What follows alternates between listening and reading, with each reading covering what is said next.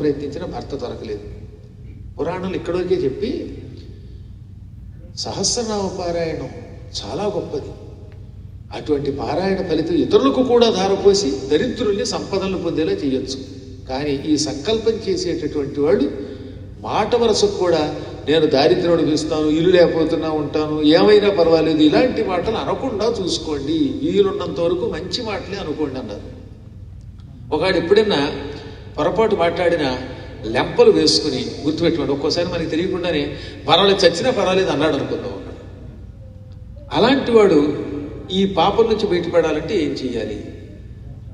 ఏకాదశి, సంక్రమణము, పూర్ణిమలలో సహస్రనామ పారాయణం చేసి నేను తెలిసి కాని తెలియక కానీ అపశబ్దములు వాడితే, అంటే దారిద్ర్యం అనిపిస్తాను, లేకపోతే చచ్చినా పర్వాలేదు, నువ్వు పావే విడాకులు ఇస్తానని భార్య కనేశాడు, లేక భర్తతో భార్య అంది, ఇంకేదో అంది, అనకూడని మాటలు అన్నారు. ఈ అన్న మాటలకి ప్రాయశ్చిత్తం అవుగాక అనుకోవాలట.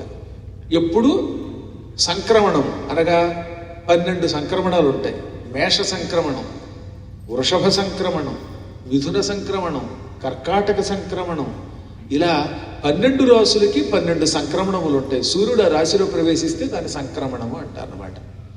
మనకు బాగా తెలుసున్నది కర్కాటక సంక్రమణం, తర్వాతది మకర సంక్రమణం. కానీ నిజానికి 12 ఉన్నాయి.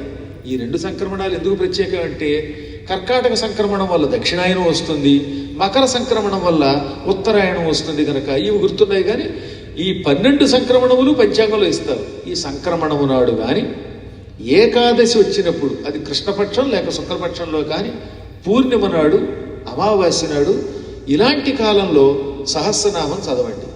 కాసిన నీళ్లు చేతిలోకి తీసుకోండి. ఆ నీళ్లు ఎదురుగుండా ఒక పళ్ళెంలో విడిచిపెట్టండి. ఆ పళ్ళెం రాగి, ఇత్తడి, వెండి, పంచలోహాలు, బంగారం, ఇందులో ఏదో ఒకటి అవ్వాలి. ప్లాస్టిక్ వాడకూడదు, స్టీల్ వాడకూడదు. రాగి, ఇత్తడి, పంచలోహాలు, వెండి, బంగారం లాంటి పళ్ళెంలో విడిచిపెట్టండి. ఇలా 3 సార్లు నీళ్లు విడిచిపెట్టాలండి. చేదస్తంగా అనుకున్నా మళ్ళీ చెబుతున్నాను. ఈ దినములలో సహస్రనామ పారాయణ చేశాక నీళ్లు చేతిలోకి తీసుకోవడం, విడిచిపెట్టడం. ఏ పళ్ళెలవి? రాగి, వెండి, ఇత్తడి, పంచలోహములు, బంగారం. బంగారం పళ్ళు ఉంటే మరీ మంచిది అనుకోండి. మీకే కాకుండా నాకు కూడా ఇస్తే నేను కాదనన్నా. ఇక్కడ ఉంది ఇండియాలో తిరిగా మళ్ళీ పట్టుకెళ్ళడానికి ఏదో ఇబ్బంది, కస్టమ్స్ ఇబ్బందులు ఉంటాయి. అవి కస్టమ్స్ అన్నమాట, కష్టాలంటే. అక్కడ అందులో పోసిన తర్వాత ఏం చేయాలి? ఇందాక నిన్న కూడా చెప్పాను, చెప్పండి అందరూ. శ్రీదేవీం స్వాభిన్నాం ధ్యాత్వా విహరేత్ సర్వత్ర విజయః. ఇది ఒక అద్భుతమైన మంత్రం.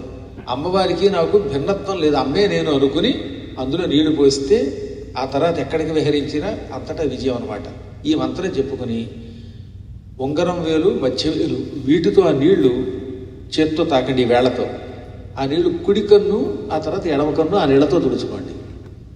ఇటువంటి అపసంకల్పములు, పూర్వజన్మలో చేసిన అపసంకల్ప పాపాలు కూడా పోతాయి. ఏమో పూర్వజన్మలు ఏమన్నామో, ఈ జన్మలు ఏమంటున్నామో తెలియక మనం మాట్లాడే అపభ్రంశ శబ్దాల వల్ల వచ్చే నష్టం తొలగిపోతుంది. ఈ విధంగా శాప విముక్తి పొంది అనుకున్న పనులు సాధించవచ్చు.